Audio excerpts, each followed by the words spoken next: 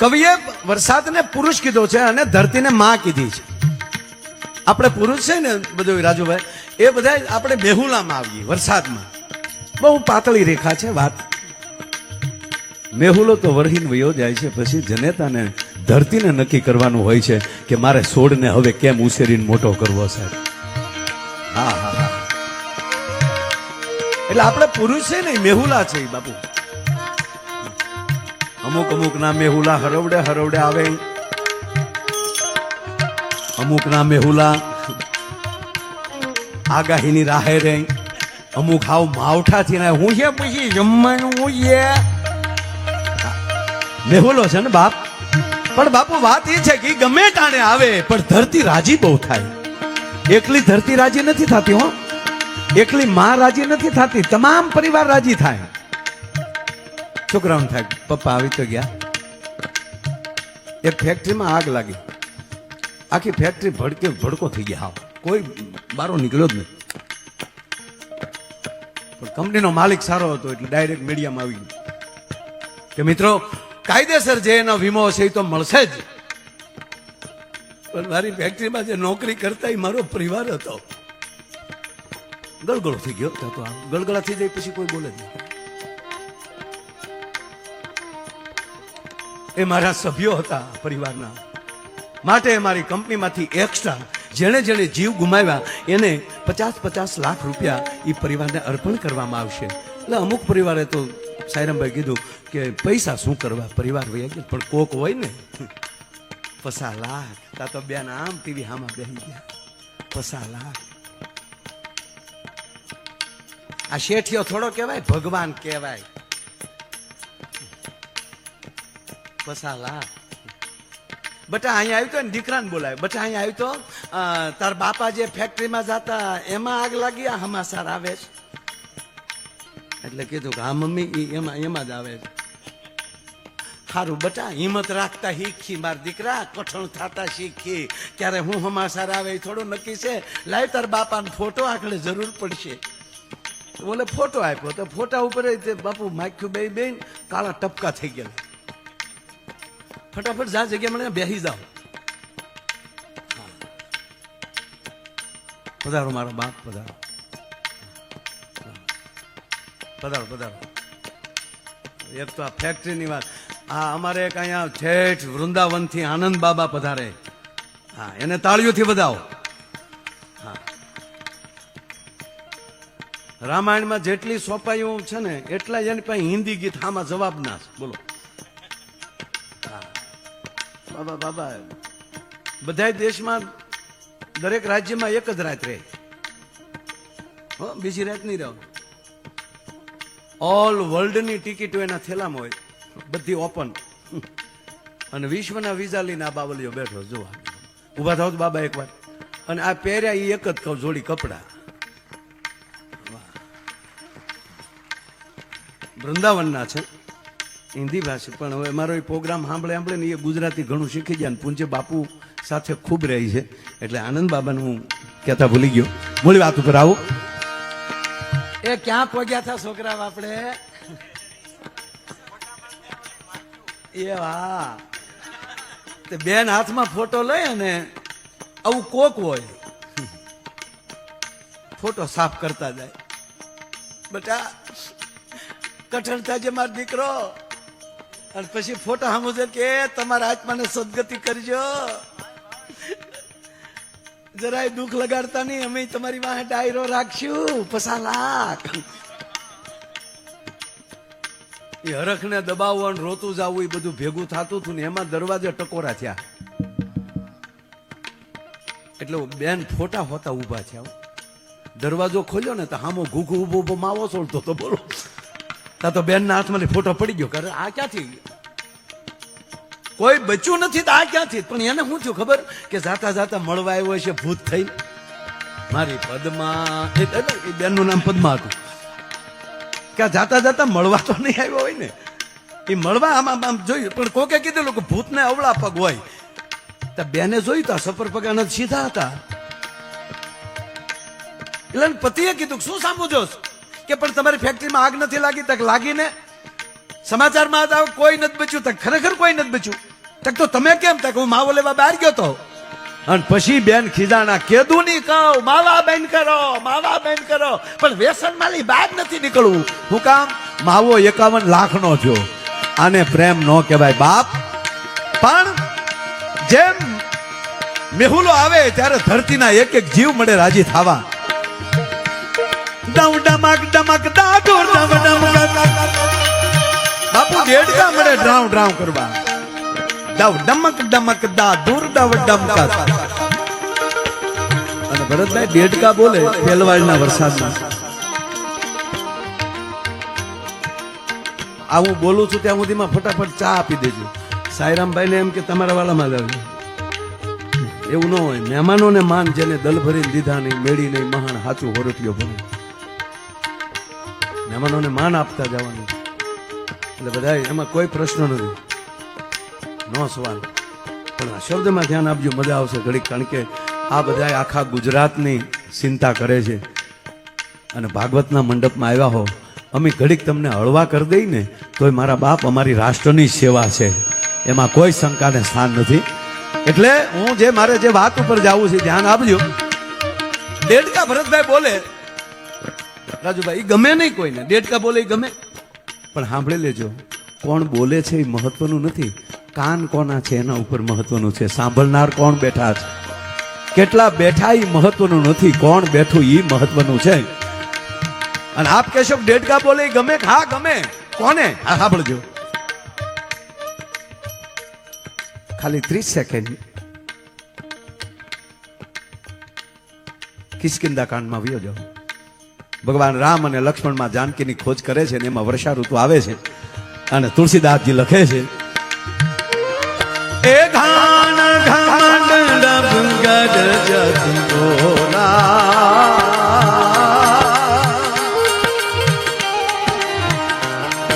એ પ્રિયા બીન દરપત મન મોરા.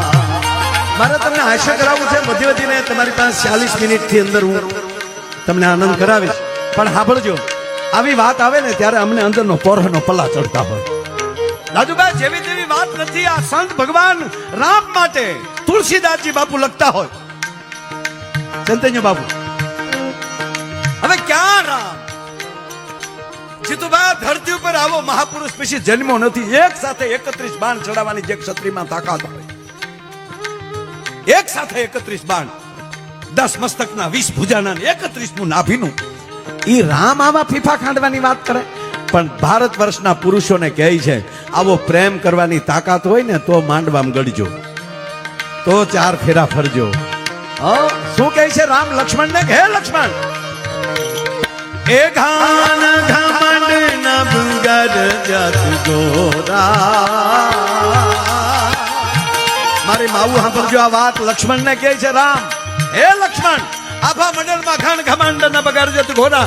વીજળીનો દાતારામ જે મંડાણો છે, દેવળિયા ચેવળિયા વાદળા અને વરાળ ચામ કડક ધાણા કરતી જે વીજળીના કડાકા થાય છે, એ લક્ષ્મણ આ કડાકા જોઉં છું ને, કડાકા સાંભળું છું ને, તા હું ડરી જાઉં છું. રામ એમ કે હું ડરી જાઉં છું. ઈ ડરે. રાવણ રોવણ હારી રોતાને રાજી કરે. રાવણ ની સામે જયારે ભગવાન આવી જાય,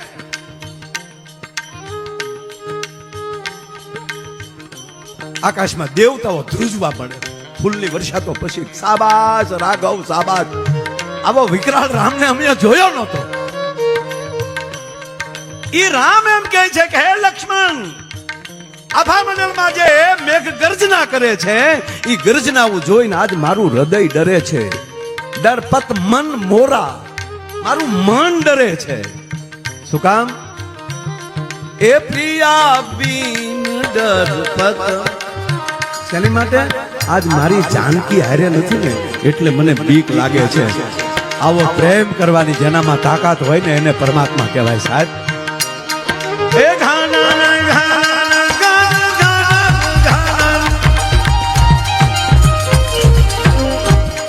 અને પાછળની તરત સોંપાય છે, એમાં સોખું લખ્યું છે, ભગવાન રામ એમ કહે છે કે હે લક્ષ્મણ આ દેડકા બોલે છે ને એ જાણે મને એવું લાગે છે કે વેદની રૂચાઓ બોલતા હોય. સાહેબ કાન બદલી જાય ને તો બધું રેડી થઈ જાય. એમ આજ આવા મહેમાનો રાજુભાઈને આંગણે ગુરુ મહારાજની સમાધિના સ્થાને આવા જ્યારે મહેમાનો હોય છે ત્યારે અમને આનંદ છે. કેવો છે?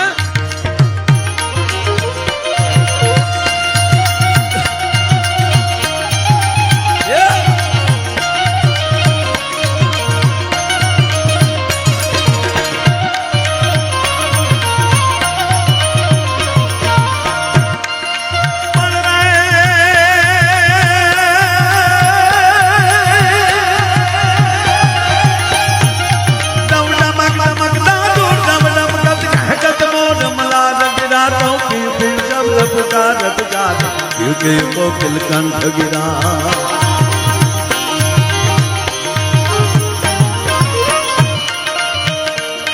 दम गलर गलर न बहुत गला कंधर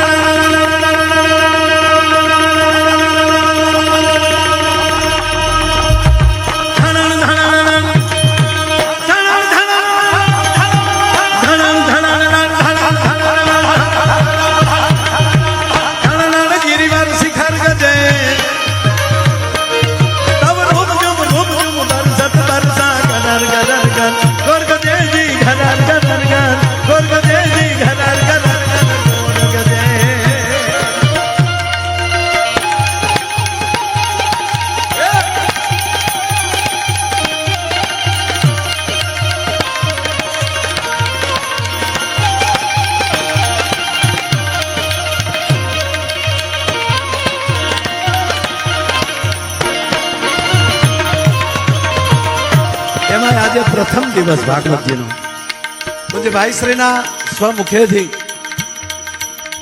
સાંભળજો. ભાગવત ભાગવત હોય છે પણ કોણ વાંચે છે કોના મુખેથી સાંભળો છો બહુ વાત. ગોળી હોય ને બુલેટ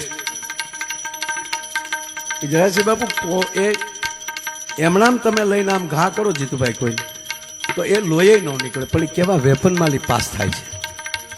એમ બાપુ શબ્દ શબ્દ છે, ભાગવત ભાગવત છે, પણ કેવા મહાપુરુષના મુખમાંથી નીકળે છે ને તે માણસના હૃદય સુધી પહોંચી શકે એ બહુ મોટી વાત છે સાહેબ. એટલે અહીંયા આજે પ્રથમ દિવસે ભાગવત ચાલુ થયું છે. ભાઈશ્રીના મુખેથી આપને વિનંતી કરું કે કથા ચૂકતા નહીં. ડાયરો પ્રોગ્રામ તો વચ્ચેના દિવસે કોઈ પણ આડેદી કરી શકાય, પણ આવા ભાગવતના મંડાણ તો જેના પિતૃઓ સ્વર્ગની અંદર નાચ કરતા હોય ને નૃત્ય કરતા હોય ને એના પરિવારમાં આવી કથાઓ થતી હોય છે. એ કોઈ શંકાને સ્થાન નથી. પણ આજે પહેલા જ દિવસે એવું લાગે કે ભગવાન કૃષ્ણએ ગોવર્ધન ટચલી આંગળીઓ ઊંચો કર્યો હોય ને સાહેબ. ટોટલી યજમાન એકલા છે રાજુભાઈ બારડ, પણ કેટલા સ્વયંસેવકો કેટલા મિત્રો. જેમ કૃષ્ણએ ગોવર્ધન ઊંચો કર્યો ત્યારે કેમ હવ લાકડીઓના ટેકા લઈ લઈને ઊભા રહી ગયા હતા એમાં બધા રહી ગયા છે. એટલે આજે ચિત્ર કેવું લાગે? છેલ્લો છંદ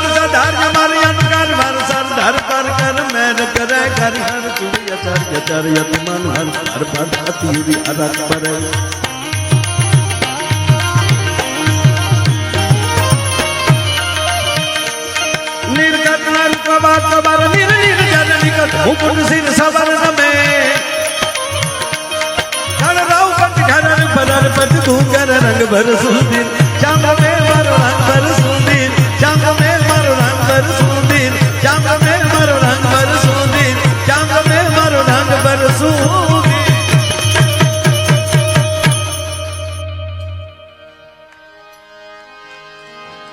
બાપુ ભાગવત નો મંડપ છે કે કાન તારી મોરાલીએ મોયને ગરવો ઘેરો કીધો હે એવા હરવા હાજની રે માં જમરાતની જીરે વિજોગ ક્યારે વાગી. ભાગવતના મંડપમાં આવો અને કૃષ્ણની વાહળીના સૂર ન સંભળાય તો સાહેબ 5,500 વર્ષ પહેલાની ઘટના અને આ કથામાં સાંભળશો તો એમ લાગશે ગઈકાલની ઘટના છે. અને પૂજ્ય ભાઈ શ્રીના મુખેથી ભાગવત સાંભળવું એ પરમાત્માની પરમ કૃપા છે. સારું સાંભળવા મળે તોય ભગવાનની કૃપા. બાકી હમણાં સાંઈરામભાઈ આગળ કહેતા છે ને કે ખરેખર પોણી દુનિયા મોબાઈલમાં સોટી ગઈ હો.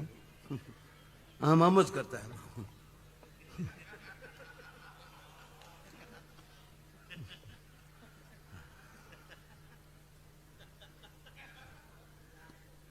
એક જણો આમ કરતો ઘીરે જતો હતો. 15મા માળના બિલ્ડિંગમાં રહેતો હતો. 14મા માળે એનો ફ્લેટ. એ આમામ કરતો ગયો. એ આમામ કરતો લીપ બોલાવી, લીફ આવી, દરવાજો ખુલ્યો. આમામ કરતા 14 નંબરનું બટન દબ્યું. પછી મેળ્યો આમામ કરવા. એટલે વચ્ચે કોકે તો અટકાવ્યું જ હોય ને. 7મા માળે કોકે અટકાવેલું. એ આમામ કરતો હતો. એને ખબર, એને એમ કે 14મો માળ જ આવી ગયો. જાવું છું 14:45માં.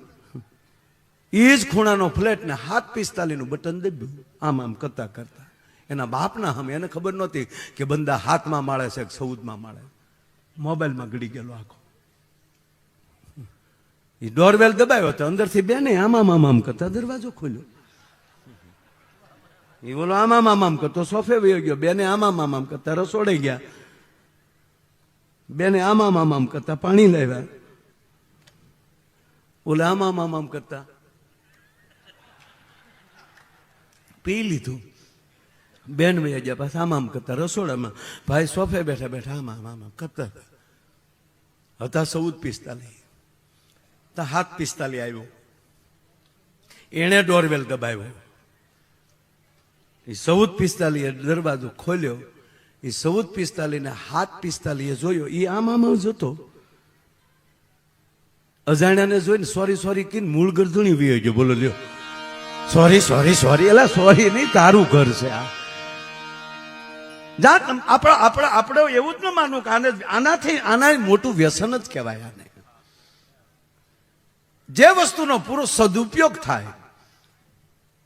ભગવાન કૃષ્ણની કથાઓ આપણે સાંભળીએ. હું જોઉં છું ભગવાન કૃષ્ણની બાળ લીલા. તો પ્રદેશ બાપુ કહેલું કાર્ય જે ભગવાને કર્યું છે. પહેલું જળ સ્વચ્છતા અભિયાન કોઈએ કર્યું હોય કૃષિ મંત્રી સાહેબ તો કૃષ્ણએ કર્યું. જળ સ્વચ્છતા અભિયાન. આ કાળીનાગને નાખ્યું એટલે શું? યમુનાને ઝેરી કરી નાખી હતી એ વખતના કાળીનાગોએ. ભગવાને કીધું કે નાથી લેવાના અને બંધ કરાવી દો.